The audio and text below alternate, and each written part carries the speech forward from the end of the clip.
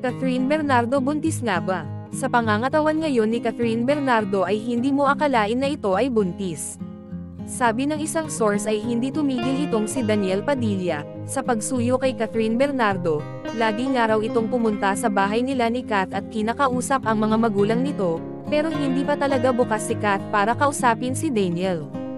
Isiniwalat ng isang source na naging emotional nga itong si Catherine Bernardo nang maghiwalay ang dalawa at nagkaroon din ito ng anxieties at hindi nga ito nakakatulog at laging umiyak sa gabi.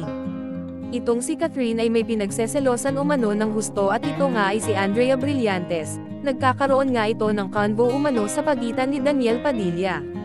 Samantala, sa hula ni Jay Costura, ay magkakabalikan nga itong Katniel, dahil itong si Daniel ay hindi talaga hihinto sa pagsuyo kay Catherine, at hindi rin ito nakakatulog ng maayos, at mahal na mahal pa nila ang isa't isa.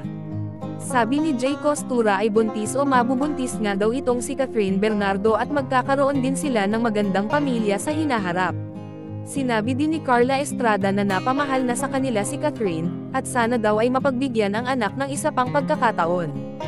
Sa hula ni Jay Costura ay, nasasakal din daw itong si Catherine dahil super protective nga itong si Daniel, at halos hindi siya pwedeng lumabas ng ibang bansa na mag-isa lang. Makikita naman talaga kay Daniel kung gaano siya ka-protective kay Kat kahit may mga kamerang nakatutok dito.